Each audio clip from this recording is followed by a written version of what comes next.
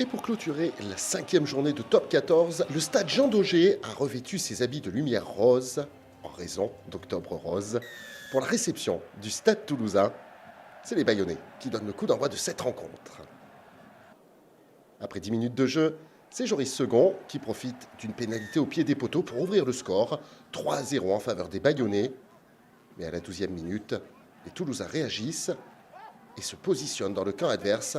Mathis Lebel appelle le ballon, Romain Tamac le sert, et c'est de manière spectaculaire que Mathis Lebel vient inscrire le premier essai de cette rencontre. On revoit toute la vista de Romain Tamac, et surtout l'intelligence de Mathis Lebel, qui reste le plus longtemps possible dans les airs pour ne pas sortir des limites du terrain.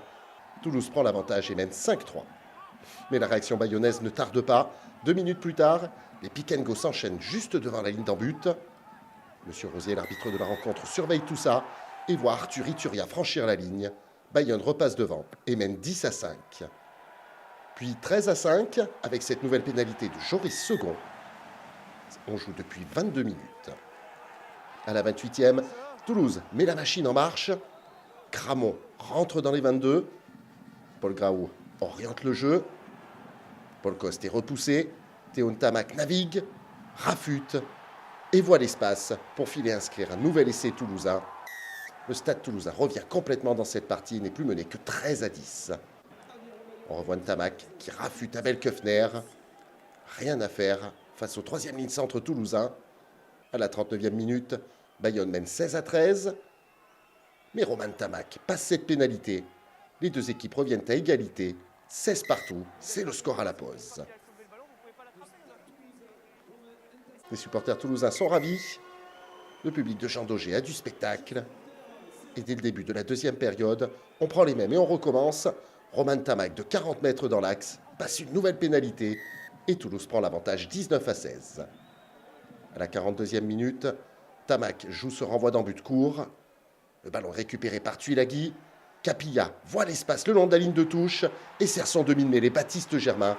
L'ancien Toulousain redonne l'avantage aux Basques. 21-19. On revoit la petite feinte sur un pas de Capilla. Et derrière, Baptiste Germain qui vient redonner l'avantage aux siens. À l'heure de jeu, Toulouse pilonne dans les 22 adverses. On est dans un véritable bras de fer entre ces deux équipes. La défense de Bayonne résiste. Paul Graou gicle avec le ballon. Et tout en puissance, c'est Georges-Henri Colombe qui franchit la ligne à son tour. Toulouse repasse devant et mène 24-21. Et même 26-21 avec la transformation. Mais à 10 minutes de la fin, Bayonne reprend les commandes de cette rencontre. Le ballon file sur l'aile droite. Capilla est servi à la perfection et file inscrire un essai qui redonne l'avantage aux siens, peut-être même de manière définitive.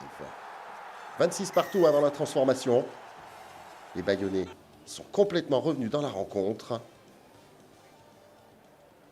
et semblent avoir peut-être pris l'ascendant dans ces dernières minutes où les Toulousains sont en souffrance. Avec la transformation, ça fait 28-26. Et à 6 minutes de la fin, le chaos part de Cherty-Berguin. L'arrière résiste et file inscrire l'essai, cette fois-ci du break. 33-26 en faveur de Bayonne. Toulouse a pris une gifle. La deuxième fait mal aussi. On est proche du chaos et celui-ci intervient à la 80e. Nouvelle fixation dans les 22 mètres de la part des Basques.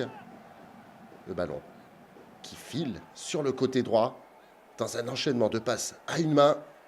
Et derrière, c'est Tom Spring qui vient définitivement sceller le score. 40-26.